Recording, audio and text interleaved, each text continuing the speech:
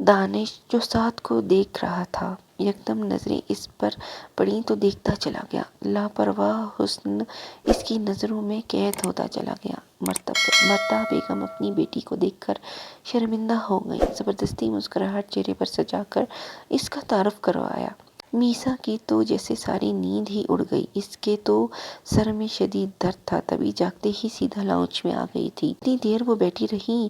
دانش اسے ہی دیکھتا رہا۔ سعد کا بس نہیں چل رہا تھا دانش کے سامنے بیٹھی اپنی کزن کو غائب کر دے، ورنہ بیگم جو ڈر تھا وہی ہوا۔ دانش کے گھر والوں نے کال کر کے کرنا بیگم کو کہا دوسری لڑکی کیوں چھپائی گئی، ساتھ ہی سعد سے رشتہ توڑ کر میسا کے لیے کہا۔ کرنا بیگم تو سنتے ہی پھٹ پڑی، اچھی خاصی بھڑاس نکال کر کال کٹ کر دی۔ میسا کے روم کی طرف بڑھنی، اندر داخل ہونے سے پہلے ہی رک کر کچھ سوچتے شیطانیات سے دوبارہ اپنے کمرے کی طرف چلی گئیں۔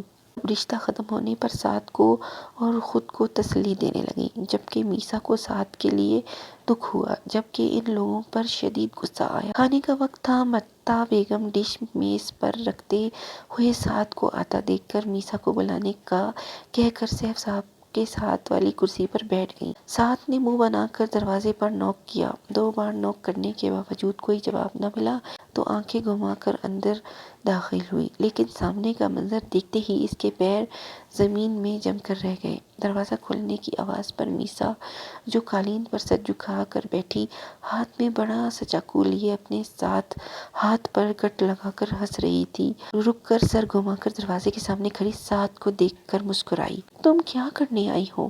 میسا نے یکدم بھاری آواز میں اس سے پوچھا۔ بظاہر تو چہرے پر کوئی ایسا خوفناک تاثر نہ تھے، لیکن اس کی مسکراہٹ اور آواز سے سعد کا دل کانپ گیا تھا۔ میسا آواز حلق میں اٹک کر رہ گئی جب وہ میسا زور سے کہکا لگا کر ہنسی۔ سعد اس کے کہکے کو سن کر کانپ کر پورے قد سے نیچے گری، یکدم جیسے میسا نیند سے جاگی۔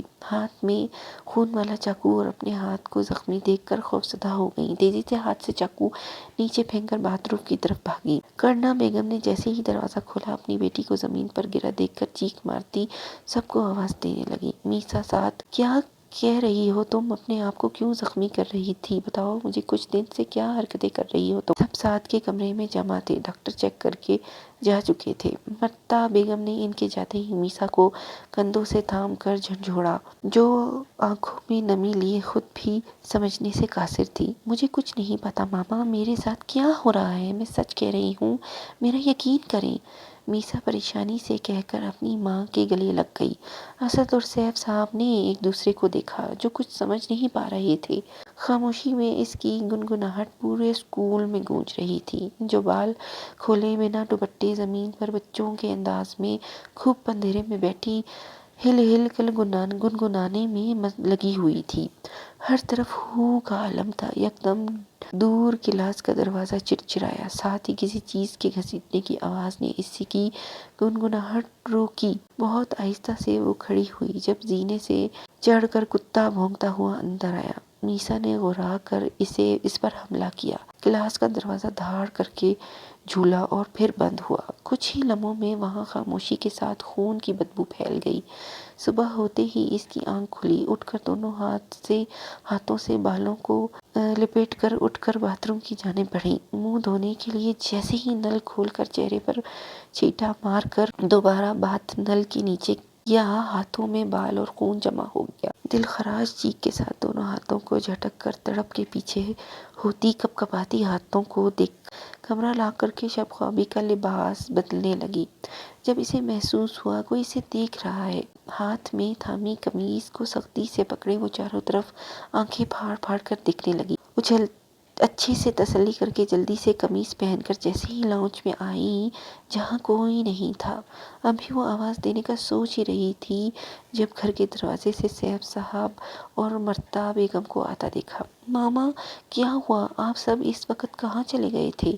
نیچے پرنسپل کے پاس سے آ رہے ہیں، گیٹ کے اندر سامنے ہی کتا مرا ہوا تھا۔ اف، جانے کب سے مرا بیچارہ، وہ تو شکر تھا آج سکول بند نہیں تھا، ورنہ تو کیڑے کھا جاتے۔ مرتا بیگم جو جھرجھری لیتے بتا کر اپنے کمرے کی طرف بڑھ گئیں، جبکہ میسا انہیں جاتا دیکھتی رہی۔ 2 दिन पुरसकून गुजरे। ना तो मीसा को कोई सुबह उठते जिस्म में दर्द होता, ना ही कोई पुरसरार हरकत हुई। मीसा साद को पानी दे आओ।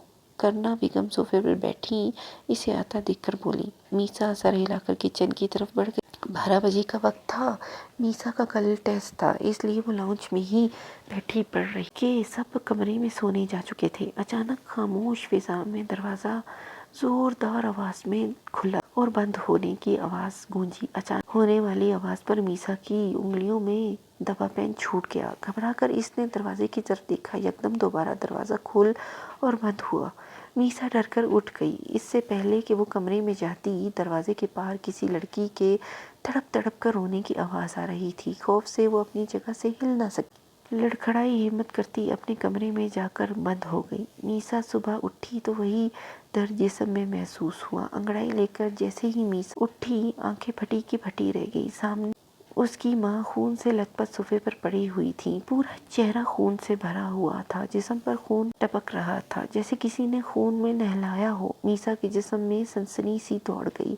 लरजते वजूद के साथ बेड से नीचे उतरी। जब पैरों के नीचे गीला गीला महसूस हुआ तो आहिस्ता से सर झुकाकर अपने पैरों की तरफ देखा। देखकर रीढ़ की हड्डी में सनसनाहट दौड़ गई। हर तरफ खून ही खून फैला था। अपनी माँ की हालत देखकर इसके आंसू भी नहीं निकल पाए। एक जोरदार कहके की आवाज पर मीसा ने झटके से सर उठाया। सामने ही साथ खड़ी बड़ा सा बेलचा पकड़े कहका लगा रही थी। बेलचा भी खून से भरा। स्याह बड़ी आंखें इसको देखकर हंस रही थी। एकदम मीसा को शदीद गुस्सा आया। साइड टेबल पर शीशे का भारी वास उठाते ही मीसा ने इस पर हमला कर दिया। घर के सभी अफराद टीवी लाउंज में बैठे थे। जब जोर जोर से चीखों की आवाज़ पर सबसे पहले मर्ता बेगम मीसा के कमरे की तरफ भागी। दरवाज़ा खुलते ही सब लरज कर रह गए।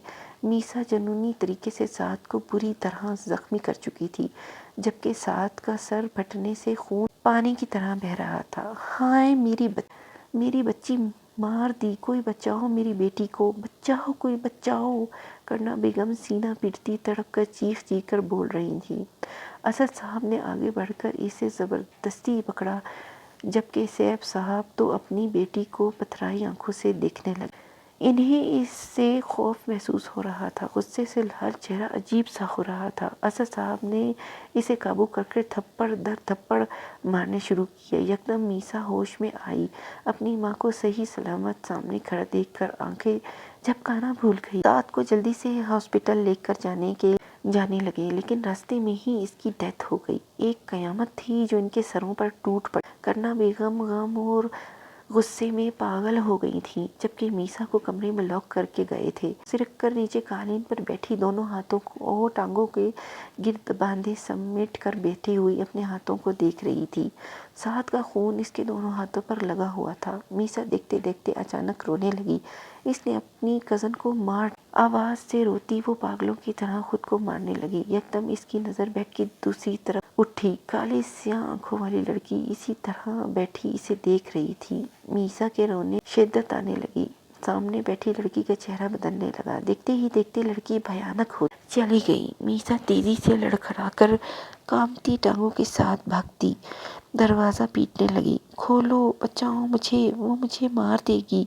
मीसा की आवाज़ फट रही थी। दरवाज़ा पीट कर इसके हाथ सुर्ख होने लगे। मैं तुम्हें साथ ले जाऊंगा। भारी खौफनाक सरगोशी हुई। मीसा गिरती इससे पहले वो ही दरवाज़ा खोलकर करना बेगम अंदर आई। किसी चील की तरह इसके ऊपर हमला कर बैठ। करना बेगम अंदर आते ही लगातार इसके चेहरे पर अपनी भारी हाथ से थप्पड़ों की बारिश कर रही थी।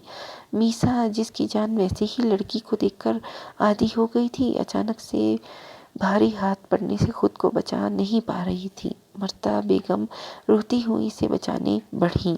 मत मारे, छोड़ दे, प्लीज़ छोड़ दे। मर्ता बेगम जाते हुए रो रो कर कह रही थी, जबकि करना बेगम का एक ही बात दोहरा रही थी। मेरी बेटी को मार दिया इस पागल ने। करना बेगम ने इसके बालों को सख्त गिरफ्त में जकड़ा और कमरे से इसी तरह बाहर ले जाने लगी जहाँ एक कोहराम बरपा हो। घर में मीसा तकलीफ से चीख रही थी। मर्ता बेगम अपनी नाजुक सी बेटी को बचाने में लगी हुई थी। एकदम ही सैफ साहब अंदर दाखिल हुए। सामने का मंजर देखकर जल्दी से आगे बढ़कर छुड़वाया। मीसा तड़प कर रो रही थी। मेरी बेटी को मार दिया इस बदसात ने, मेरी बेटी को मार दिया। क्या बिगाड़ा था इसने तेरा? करना बेगम गम और गुस्से से चीख रही थी। मीसा बुरी तरह रोती अपनी माँ के पीछे छुप गई, जो बेबस थे क्योंकि मीसा को खुद सबने अपनी आंखों से पागलों की तरह साथ को मारते देखा। अचानक मीसा पर कपकपाहट तारी हुई। करना बेगम तड़प तड़प के रोने में कहके गूंजने लगे। मर्ता बेगम के साथ सैफ साहब भी अपनी बेटी को देखने लगे, जो उतना पीटने के बाद कहका लगा रही थी। करना बेगम भी अपना रोना भूल कर इसे खौफ से देख। कहका लगाते लगाते मीसा तेजी से कमरे की तरफ भागी। मीसा सैफ पीछे भागे। अंदर का मंजर देखकर साकित हो गए। मीसा स्टडी टेबल से लैंप उठाकर तार को दांतों से काट रही थी। ये पागल हो गई है सैफ, मर्ता बेगम खौफ से बोली तो अब तार काटकर हर चीज को कहकर लगाकर जमीन बोझ कर रही थी। मार दिया इसने, मार दिया। कहका लगाने के साथ साथ मीसा जोर जोर से बोल रही थी। दोनों दरवाजे पास खड़े बरसती आंखों से अपनी 17 साला बेटी को देख रहे थे। ता बेगम का तो दिमाग सुन हो चुका था। मीसा की हरकतें काफी पुरस्कार हो रही थी। काश वो पहले ही अपने शौहर को इस बारे में बात कर लेते तो शायद आज ऐसा ना हो। साथ का जनाजा घर आ चुका था, जहाँ हर आंख अश्कबाज और लबरेज थी। करना बेगम, जो अपनी बेटी को दुल्हन के रूप में देखना चाहती थी, सफेद कफन में देखकर धाड़े मार मार कर सीने को पीट रही थी और रो रही थी। सब खो बैठी थी। दूसरी तरफ मीसा जमीन पर बच्चों की तरह लेटी छत पर नजरें मरकूज किए हुए थी। हंसती, कभी रोती, कभी घूरती। एकदम कमरे में खून की बू आने लगी। मीसा ने आहिस्तगी से सर घुमाकर कमरे के कोने में देखा, जहाँ वही अधेड़ उम्र आदमी बैठा तेज तेज कुछ पढ़ रहा था। मीसा इसके हिलते होंठों पर नजरें मरकूज किए देखती रही, जब कमरे में भारी कदमों की धमक सुनाई देने लगी। मीसा दर्द से कराकर अपनी आवाज में आती अपने इर्द देखकर खौफ से चिल्लाने लगी। टांगों से जैसे जान निकलने लगी जब खून की बूंद आकर इसके चेहरे पर गिरी। आदमी की बिनबिनाहट कानों में तेज होती चली गई। मीसा जबान को हरकत देने की कोशिश करने लगी, जब यूं महसूस हुआ कि मुंह में जबान नहीं है। हाथ उठाकर देखना चाहा, जब हाथों को सुन पाया। साथ को तदफीन के लिए ले जाया। करना बेगम को आस पड़ोस की औरतें संभाल रही थीं।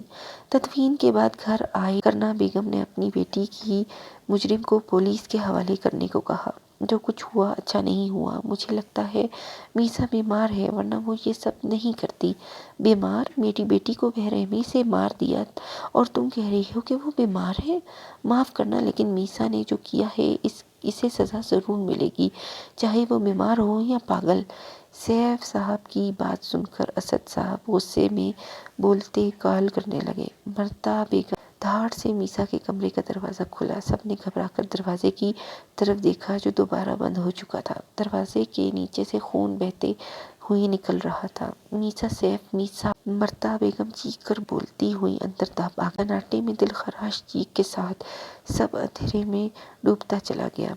ऐसी क्या बीमारी थी आपकी बेटी को? क्या इनका दिमागी तवाज़ुन ठीक नहीं था? ऐसा कुछ नहीं इंस्पेक्टर साहब, हमारी मीसा तो बिल्कुल ठीक थी। कॉलेज जाती थी, पढ़ती थी, नॉर्मल थी। साहब मुर्दा आवाज में एक बात समझ नहीं आई, आपके घर में बेलचा कहाँ से आया? मकतूला के वालिदैन का यही कहना है इनकी बेटी को बेलचे से मारा गया है। पोस्टमार्टम इनके वालिदैन ने होने नहीं दिया कि इन्हें अपनी बेटी की मुजरिम और गवाह यही है।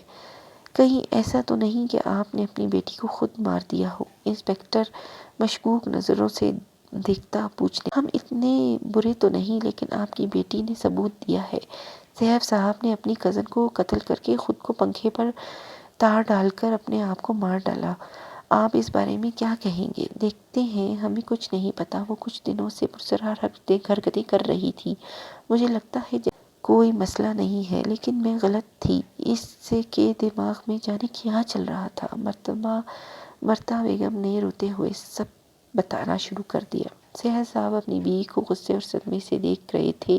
کاش تو اس کی طرف سے اتنی لاپرواہ نہ ہوتی تو شاید کچھ بھی ایسا نہ ہوتا۔ وقت کی رفتار اسی تیزی سے چلتی رہی۔ میسا کے خود کو مار لینے سے کسی کیس نہیں ہو سکا۔ ہاں اتنا ضرور ہوا مرتا کہ اس کے بارے میں بتائی گئی باتوں سے لوگ میسا کو پاگل سمجھتے تھے۔ سب خاموشی سے کھانا کھا رہے تھے۔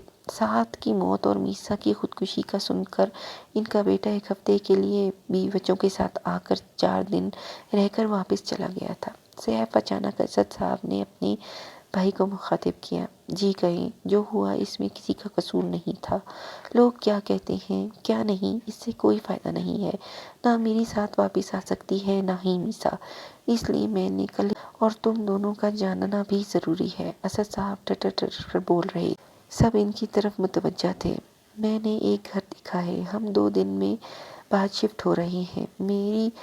اسد بھائی، میری بات ابھی مکمل نہیں ہوئی۔ اسد صاحب نے ہاتھ اٹھا کر سیف صاحب سے کہا، ہم میں میرا مطلب ہم چاروں، مجھے وحشت ہوتی ہے اس گھر سے۔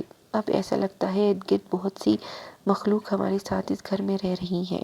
تمہارا کیا خیال ہے؟ اسد نے کہہ کر مرتا اور سیف کو دیکھا۔ کرنا بیگم کے رونگٹے کھڑے ہو گئے۔ کل ہی تو رات کو کسی چیز چبانے کی آواز سے آنکھ کھلی۔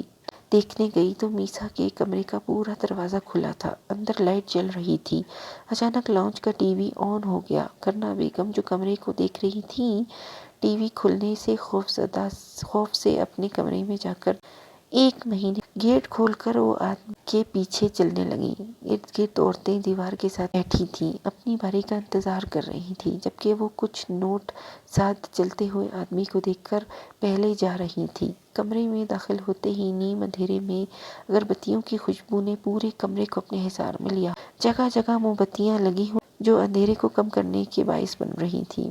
آؤ، کیسے آنا ہوا؟ کمرے میں ادھیڑ عمر آدمی کی آواز گونجی، جو زمین پر بیٹھا کالے چولے میں اپنے لمبے لمبے بالوں کو پھیلا لکڑی کا زیور انگوٹھیاں سجائے کچھ پڑھتا، سرمے لگی آنکھوں کو اس پر مرکوز کیے دیکھ وہ چلتی ہوئی اس آدمی کے سامنے زمین پر بیٹھی۔ مجھے معلوم ہو چکا ہے تمہارا راستہ اب صاف، آدمی نے اس کے بیٹھتے ہی کہا۔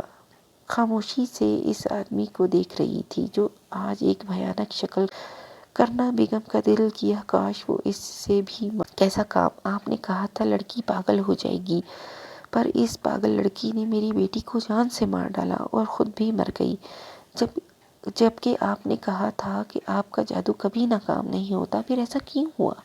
مجھے افسوس ہوا، لڑکی پر جن عاشق ہو گیا تھا، اپنے ساتھ لے گیا اسے، باقی جو تمہاری بیٹی کے اس نے سپاٹ لہجے میں کہا۔ یہ کیسا کالا جادو تھا؟ ایک جن آپ کے قابو میں نہیں رہا۔ میں کتنی امید سے اس لڑکی کو پاگل خانے بھجوا دوں گی تاکہ میری بیٹی کو سب دیکھیں پسند کریں، لیکن ایسا کچھ نہیں ہوا، اس آگ میں میری بیٹی جل گئی۔ کرنا بیگم روتے ہوئے کہہ رہی تھیں، پھر آنسو پونچھ کر پرس سے 40,000 روپے نکال کر اس شخص کو دیے جو للچائی ہوئی نظروں سے دیکھ رہا تھا۔ چلتی ہوں۔ کرنا بیگم کام کے بعد کے پیسے دینے آئی تھی، شاید وہ نہ دیتی اگر وہ اپنا مرشد نہ بھیجتا، پیچھے لگاتا، جو پیسے نہ دینے کا سن کر دھمکی دینے لگا تھا۔